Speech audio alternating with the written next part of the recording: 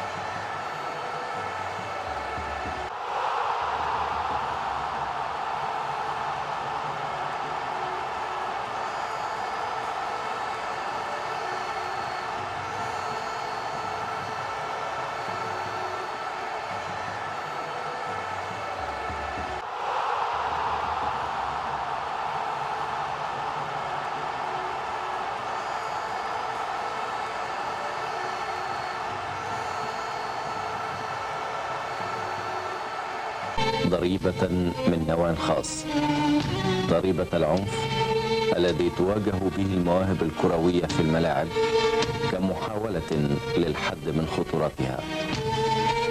ورحلة الخطيب مع الإصابات طويلة، قد تكون حزينة وقاسية، لكنها رغم مرارتها قدر النجوم.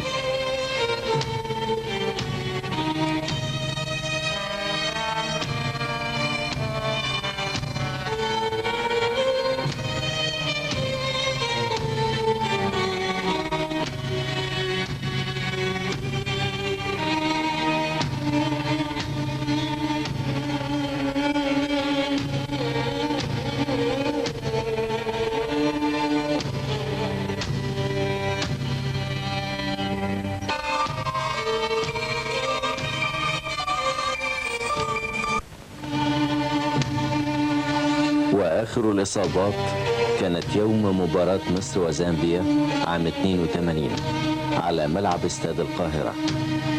في هذه المباراة أصيب الخطيب بكسر في عظام الوجه أسفل العين، ولعلها كانت أغرب الإصابات في عالم الكرة، وبسببها ابتعد عن الملعب بعد جراحة دقيقة وتعليمات مشددة للأطباء بعدم مغادرته للفراش.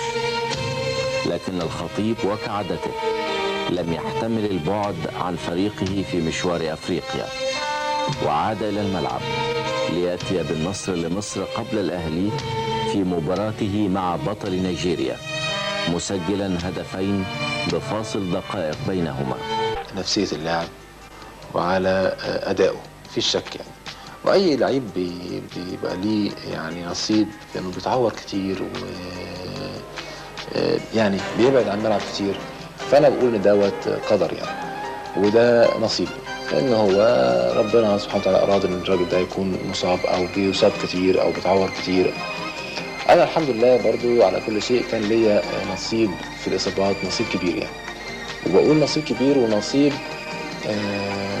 إصابات كلها خطيرة يعني إصابات في حتت أماكن غريبة. يعني مثلا أنا من ضمن الحاجات اللي أنا اتعورت فيها العظمة ديت اللي في خد الشمال، عناية، العظمة اللي فوق العين على طول.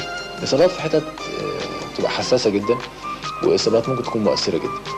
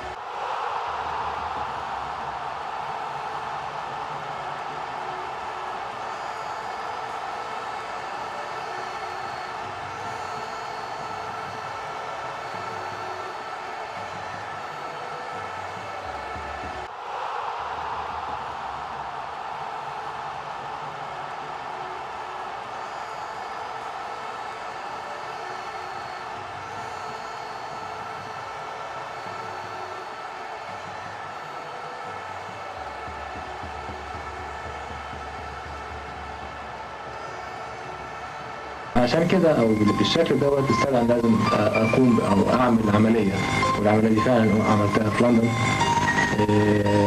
عملت عمليه قطع للعضله اتمزقت مرتين. الراجل طلع العضله بتاعت رجليا كامل وقطع من اول المزق.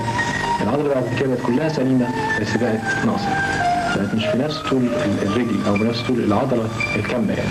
فكنت لازم اعمل حسب كلام الدكتور حوالي 3 شهور اعمل فيهم اطاله للعضله دي، لان لو ما عملتش كده ومارست اللعبه قبل ال3 شهور دول ممكن ان انا ابطل كوره فيها. كان فاضل على مباراه تونس من بعد كلام الدكتور، كان فاضل على مباراه تونس حوالي مصر وتونس حوالي 3 اسابيع. انا كنت بتمنى الحقيقه ان المباراه دي كانت في مصر في تصفيات كاس العالم، كنت بتمنى ان اكون اشارك فيها. فعلا اول ما نزلت مصر توجهت المعسكر وقعدت شويه مع اللعيبه.